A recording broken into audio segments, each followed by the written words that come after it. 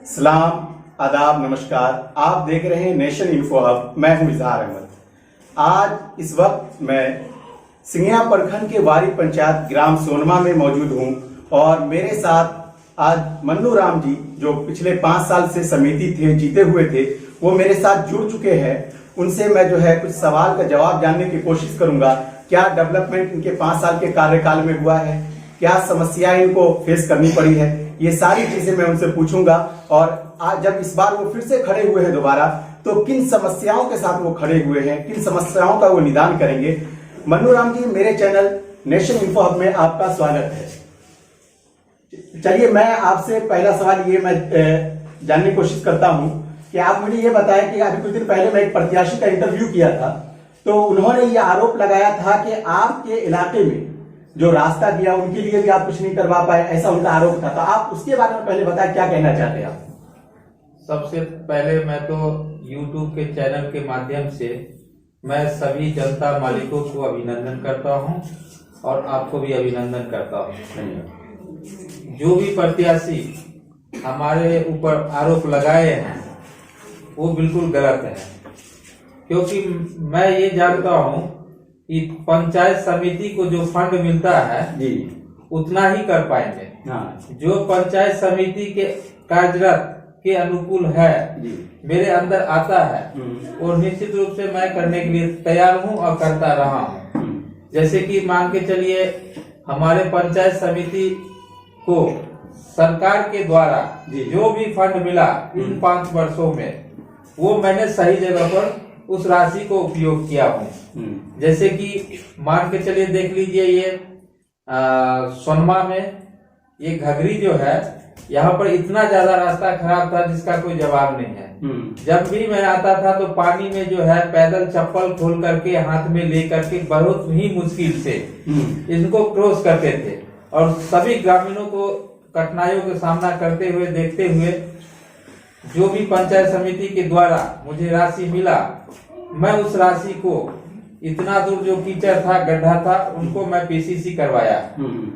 उसके बाद चलिए, ठरगट्टा में ब्लॉक में जो महादलित टोला है, वहाँ भी जो है छोटे छोटे गलियों था, उसमें बहुत सारा कीचड़ था, पानी का जल जमाव था, वहाँ भी मैंने पीसीसी करवाया हूँ।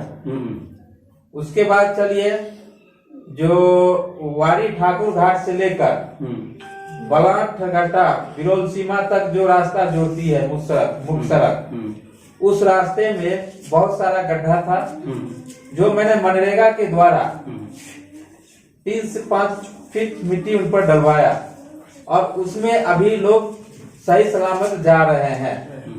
उसके बाद भी मैं आगे करने का प्रयास किया, और बारिश के समय था, मौसम खराब होने के कारण समय से पहले वर्षा जल जमाव होने लगा, जिसके कारण आगे काम मैं नहीं कर पाया उससे ज्यादा आगे। ठीक है। और जो भी प्रत्याशी हमसे आरोप लगाए हैं, पहले हमारा कहना है कि पहले खुद का कॉलर झांकिए, तब दूसरों को आरोप लगाइए। वो जो प्रत्याशी हम पर आरोप लगाए हैं, वो 10 वर्ष सरपंच के पद पर रहे हैं, यानी कि वो 10 वर्ष सरपंच रह चुके हैं। हाँ, रह चुके हैं। और उनके कार्यकाल में मैंने देखा है, गरीबों को पंचायती के नाम पर हर एक व्यक्ति को 500 रुपया लिया गया। आपने कहा पंचायती के नाम पे, मतलब कि क्या पंचायती करने के लिए भी कमीशन का, जो मैं सुन रहा हूँ कि कई सारी चीजों में कमीशन, पंचायती के लिए भी कमीशन लगता है क्या? ऐसा सरकार का शेड्यूल नहीं है कि पंचायती के नाम पर 1500 वसूला जाए, ऐसा कोई शेड्यूल नहीं है। लेकिन वो आदमी दलाली करने के चक्कर में, अपना पेट भरने के चक्कर में वो गरीबों को लूटा। किसी जगह ऐसा परिस्थिति आया, जो इंदिरा आवास के नाम पर भी 2500 रुपया लिया, जिनका 6 महीना साल भर जब देख लिया वो जनता कि मुझे इंदिरा आवास नहीं मिला, तब उन पर दबाव बनाया।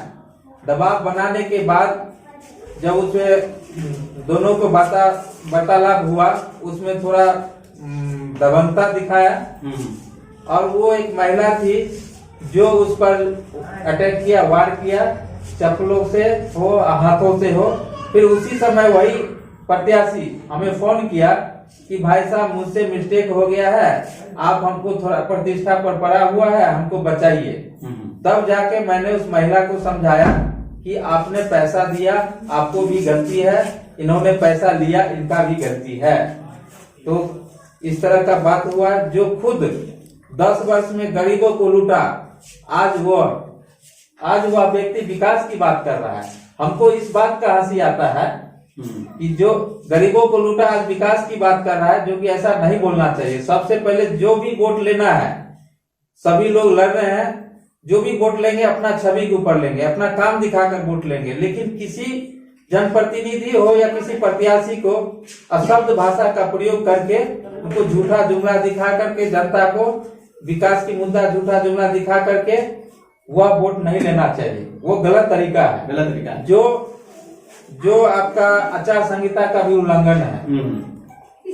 चलिए, आपने कहा ये तो आरोप प्रत्यारोप हो गया, आप उन पे लगाए, आपने बताया कि आपने उन्हें बचाया किस तरीके से, और आपने बताया उन्होंने आपके ऊपर आरोप प्रत्यारोप। मगर अब मैं मुख्य सवाल की तरफ आता हूं।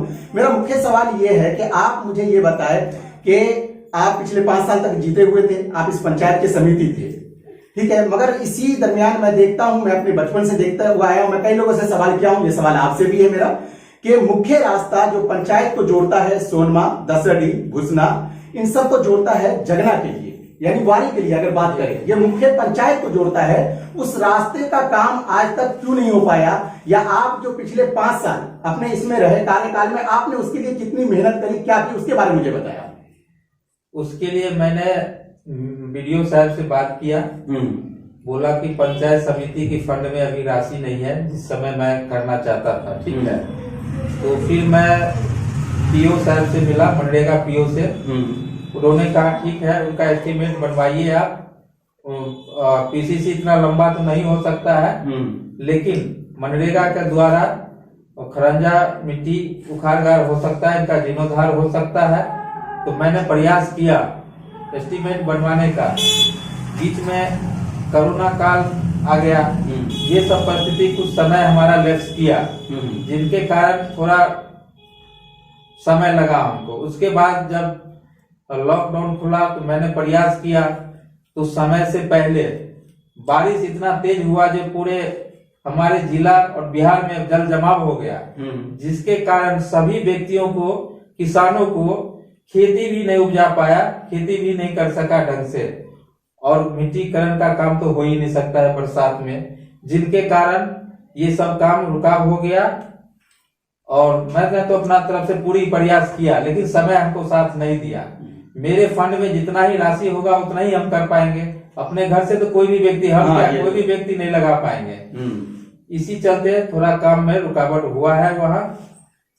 तो मेरा सवाल ये है कि आपने कहा कि आपने वीडियो साहब से बात किया, मनरेगा के तहत बात हुई कि होगा, तो आप मुझे ये बताएं कि अगर आप जीत कर आते हैं अपने इलाके में, इस बार दोबारा से अगर जनता का प्यार आपको मिलता है और आप जीतते हैं, तो सबसे अहम काम क्या आप अपने इलाके के लिए अंजाम देंगे, अपने क्षेत्र पंचायत के लिए? क्या समस्याएं सबसे बड़ी है जिसको आप निपटाना चाहेंगे? हमारे पंचायत में जो है आपका दशरथडी से जो वारी मुख्यालय के लिए रास्ता जोड़ती है, उनके लिए हम प्रयास करेंगे। अगर मेरे फंड में पैसा रहता है, होगा पैसा सरकार के द्वारा अगर मिलेगा, तो उनको पूर्ण रूप से हम जोड़ने का प्रयास करेंगे। अगर नहीं मिलता है पीसीसी का पैसा, तो हम प्रयास करेंगे कि मनरेगा के द्वारा मजदूरों को भी काम मिले, और इनको हम खरंजा मिट्टी ईटकरण करके जीर्णोद्धार कर देंगे। अगर पीसीसी का पैसा आता है तो पीसीसी कर देंगे। चलिए, अभी एक चीज और जान लेता हूँ, क्योंकि पहले आपने बताया मुझे कि अभी बात चल रही थी इंदिरा आवास को लेकर। तो इंदिरा आवास जो बिहार में मिल रहा है, उसमें आपको क्या कमियां त्रुटि दिख रही है आप में, और ये कितना सफल है, लोगों तक क्या उसका पूरा जो मिलना चाहिए उनको मिल पा रहा है, इसके ऊपर बताएं। आप इसके लिए क्या कर सकते हैं? इंदिरा आवास के लिए तो सरकार के द्वारा स्पेशल टीम बनाया गया है। जैसे मान के चलिए इंदिरा आवास सहायक हो गया, उनके द्वारा ये राशि भुगतान किया जाता है डायरेक्ट लाभुक के खाते में। लेकिन यहाँ कुछ बिचौलिया भी है इस समाज में, कुछ अच्छे लोग भी हैं, कुछ बिचौलिया भी हैं, जो आवास सहायक से मिलकर के लिस्ट ले लेते हैं और उस लिस्ट को गलत उपयोग करते हैं। डोर टू डोर जाके बात करते हैं जनता से कि भाई मेरे पास लिस्ट है, इनमें तुम्हारा नाम है, मैं चाहूंगा तो तुम्हारा पैसा भुगतान करवा सकता हूँ, तुम नहीं लेना चाहोगे तो मैं आपका नाम कटवा के किसी और को दे दूंगा। इस तरह का कुछ गलत सुझाव दे करके उनको अपने तरफ आकर्षित कर लेते हैं। उसके बदले में गलत ढंग से कुछ पैसा ले लेते हैं। 15-20 हजार रुपया हम सुने हैं, कुछ लोगों ने बताया, जैसे मैंने समाज में सुना हो कि 15 से 20 हजार रुपया सुना गया है। कहीं कहीं तो 50% पर भी बात हो गया कि भाई पैसा दिलाऊंगा, आधा मेरा आधा तुम्हारा, इस तरह का भी बात सुना हो मैं कहीं। लेकिन मेरा सुझाव रहा इस पर, मैं सभी जनता से बात किया कि भाई अगर किसी से कोई रुपया गलत ढंग से लिया जाता है तो आप हमें कॉल करें, मैं वीडियो साहब से कह करके, आवाज साहब से कह करके निःशुल्क सेवा आप लोगों को दिलाऊंगा। लेकिन जनता को बरगला करके लिया जाता है, जनता को मेरे तक आने नहीं देता है, क्योंकि कहता है कि अगर तुम किसी जनप्रतिनिधि का सहयोग लोगे तो तुम्हारा नाम कटवा देंगे। इसके डर से जनता हम तक पहुंच नहीं पाते हैं। मतलब ये अगर बात करें करप्शन की सतह की तो वो बहुत ज्यादा बड़ी सतह पे हो गई। यानी कि अगर कोई प्रतिनिधि चुनकर आ रहा है, अगर वो अपना सपोर्ट देना भी चाह रहा है तो उसको डरा दिया जाता है, तो इसकी वजह से ये काम नहीं हो पा रहा है। चलिए अभी एक सवाल और आपसे ले लेता हूँ कि आप मुझे ये बताएं कि आप पिछले 5 साल के अपने कार्यकाल में आपने जो 3 अहम काम अपने वारी पंचायत के लिए अंजाम दिया, उसके बारे में बताएं। क्या सबसे अहम काम आपने अंजाम दिया है? जैसे कि मैं आपदा के लिए लड़ा हूँ कि हमारे कई बार हर साल हमारे वारी पंचायत बाढ़ से प्रभावित हो जाते हैं, बाढ़ का प्रभावित क्षेत्र है। उसके लिए भी मैं आपदा से भी किया हूँ। अपने पंचायत समिति की बैठक में भी प्रस्ताव रखा हूँ कि हमारी पंचायत में बाढ़ विस्थापित परिवार को प्रत्येक साल जो भी बाढ़ से प्रभावित रहते हैं उनको 6,000 की राशि मिलनी चाहिए, और मिला भी है। इस वर्ष नहीं मिला है, इससे पूर्व मिला भी है, लेकिन कुछ इसमें भी कुछ ऐसा भी लोग है जो छूट गए, उसमें वो छूट गए। यहाँ के लोकल जनप्रतिनिधि हुआ जैसे कि ढंग से उसको लिस्ट की तैयारी नहीं कर पाया, इस ढंग से हुआ जिसके कारण वो छूट गया। उसके लिए मैं बार बार प्रयास करता रहा हूँ, लेकिन इस सरकार के राज में जैसे काम हो रहा है सभी लोग देख रहे हैं। यहाँ से डीएम के पास जाओ तो वहां भी वही प्रॉब्लम है। ये समझ लीजिए जिनके पास पैसा है वो सब कुछ है, जिनके पास पैसा नहीं है कीड़े मकोड़े है। ये परिस्थिति बना हुआ है समाज में। हम लोग प्रयास हमेशा किए हैं कि गरीबों को लाभ मिलना चाहिए, उन विस्थापित परिवारों को लाभ मिलना चाहिए जो घर से बेघर हो गए हैं। इस तरह का काम भी किए हैं हम। उसके बाद आ जाइए, मैं प्रखंड शिक्षा समिति अध्यक्ष भी रह चुका हूँ। तो उसमें क्या हुआ है कि सभी विद्यालयों पर रख रखाव जो भी है, मध्याह्न भोजन हो गया, बच्चों को पढ़ाना लिखाना हो गया, बच्चों की अंदर जो गुणवत्ता है उसकी जांच भी करना, उस तरह का काम हम किए हैं। जहां हमको कमी बुझाया है उनका रिपोर्ट भी किए हैं जिला को, और उस शिक्षक को सुझाव भी दिए हैं कि भैया आप लोगों को तनख्वाह मिलता है तो आप लोग जो है ना, जैसे आप दिल्ली पंजाब में खटते हैं 15,000 10,000 पर, तो 8 घंटे ड्यूटी लेने के बाद आपका जो है खून चूस लिया जाता है, तब जाके आपको 12,000 13,000 रुपया मिलता है। लेकिन सरकार के द्वारा 20,000 25,000 रुपया आप लोगों को तनख्वाह जो मिलता है उसका गलत फायदा मत उठाइए। उसके लिए सुझाव दिया हूँ कि समय से आइए और बच्चों को शिक्षित कीजिए ताकि हमारा समाज शिक्षा की ओर बढ़ सके। उसके बाद जैसे हमारे पंचायत में स्वास्थ्य केंद्र भी बना हुआ है, स्वास्थ्य केंद्र भी बना हुआ है। सबसे बड़ी स्वास्थ्य केंद्र की बात आपने कहा, तो ये बहुत बड़ी समस्या है इलाके के लिए। मैं अपने व्यूवर्स को बता देना चाहता हूँ कि ये समस्या ऐसी है कि हमारे क्षेत्र में, जब इन्होंने कहा अभी बताना चाह रहे हैं तो मैं उससे पहले बता दूं कि हमारे क्षेत्र में हॉस्पिटल की सबसे बड़ी कमी है। पूरे मेरे जो है, अगर मैं बात करूं ब्लॉक में, प्रखंड में एक ही हॉस्पिटल है जहां आसपास के सभी लोगों को जाना होता है। तो उसके बारे में ये बता रहे हैं, तो देखते हैं इनका क्या सुझाव है और ले लेते मन्नू राम जी बता रहे हैं उसके बारे में। उससे पहले स्वास्थ्य केंद्र बना हुआ है, जैसे एक सोनमा हो गया, हाँ, वारी पंचायत भवन के निकट हो गया। स्वास्थ्य केंद्र तो बना हुआ है लेकिन उसका परिस्थिति बहुत गड़बड़ है। मैंने अपने 5 वर्षों के कार्यकाल में देखा है। और मेरा काम है पंचायत समिति का, सभी पंचायत की समस्या को लेकर के प्रखंड पंचायत समिति भवन में जो बैठक होता है पंचायत समितियों को वीडियो पंचायत समिति के कार्यपालक पदाधिकारी होते हैं, उनके प्रमुख सर की अध्यक्षता में बैठक होते हैं। तो समितियों का काम है कि जो भी समस्या पंचायत का है उस बैठक में लिखवाना, पारित करवाना, वो सब मैंने किया है। लेटर पैड पर अपना लिख कर भी दिया हूँ और प्रस्ताव में भी लिखवाया हूँ कि हमारे वाड़ी पंचायत में 2 केंद्र है, स्वास्थ्य केंद्र, उसमें अभी तक डॉक्टर नहीं बैठते हैं। उसके लिए डॉक्टरों का व्यवस्था किया जाए। डॉक्टर व्यवस्था नहीं रहने के कारण हमारे पंचायत में जो भी व्यक्ति बीमार पड़ते हैं, रात हो या दिन हो, उसको बहुत कठिनाइयों का सामना करना पड़ता है। रोड सड़क का भी प्रॉब्लम है। रोड सड़क प्रॉब्लम के कारण समय से वो हॉस्पिटल भी नहीं पहुंच पाते हैं। दरभंगा जाना पड़ता है, समस्तीपुर जाना पड़ता है, सिंघिया स्वास्थ्य केंद्र जाना पड़ता है। तो वहां जाने के लिए भी यातायात के साधन नहीं है, जो नहीं है। इसके लिए मैंने बराबर जो है अपने पंचायत समिति की बैठक में हमेशा रखा हूँ कि हमारे इस सिस्टम को सुधारा जाए सरकारों के द्वारा, ताकि हमारे समाज के लोगों को, ग्रामीणों को, जनता मालिकों को इस चीज का लाभ मिले। लेकिन अभी तक डॉक्टरों की व्यवस्था नहीं किया गया है। मैंने जब बात रखा तो पीएचसी में जो प्रभारी है, डॉक्टर प्रभारी जो है, उनके पास मैंने विचार रखा तो उनके द्वारा बताया गया कि मेरे सिंघिया हॉस्पिटल पर जब डॉक्टर की कमी है तो मैं कहां से आपको उस जगह डॉक्टर ला के दूं। उनके द्वारा ये बताया गया है। हाँ, ये रिपोर्ट ऐसा है कि डॉक्टर की बात है तो सभी पे कमी है, डॉक्टर की कमी हर जो है क्या कहते हैं, यूपी हो, बिहार हो, हर क्षेत्र में डॉक्टर की बहुत ज्यादा कमी है। जितना होना चाहिए उतना है नहीं। तो जो बताए, खैर यही मैं जानना चाह रहा था इनसे कि ये जो बताया हॉस्पिटल को लेकर, ये अहम मुद्दा। मगर इसी के साथ आपने बताया कि शिक्षा को लेकर आपने बताया, तो शिक्षा के उसको लेकर मैं, आप जिस जगह अभी मौजूद है, जिस वार्ड में आप मौजूद है, यहाँ एक स्कूल है, ठीक है, मगर वहां के लिए कोई रास्ता का जो है प्रबंध नहीं हुआ अब तक। उसके लिए आप लोगों ने क्या सोचा, कभी कोई बात रखी, ये बताएं।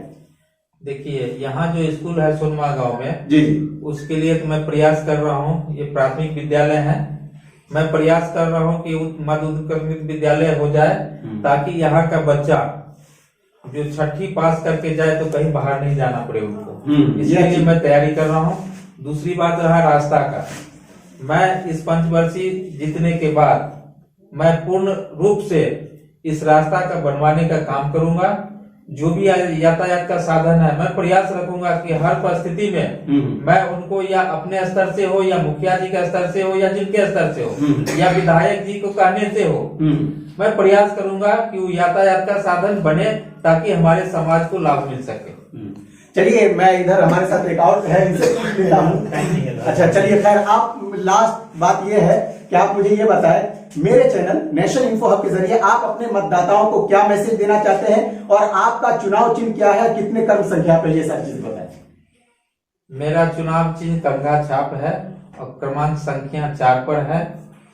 और मैं अपने मतदाताओं से निवेदन करता हूं कि आग्रह करता हूं उन मतदाता मालिकों से जिनके द्वारा जनप्रतिनिधियों का भविष्य लिखा जाता है, मैं उनसे आग्रह करता हूं कि क्रमांक संख्या 4 पर कंघा छाप पर नीला बटन दबाकर भारी मतों से मन्नू राम जी को विजय बनावे, और ताकि मैं जीत कर आऊं तो आप लोगों की सेवा कर सकूं और आपके बीच में हमेशा रहूं।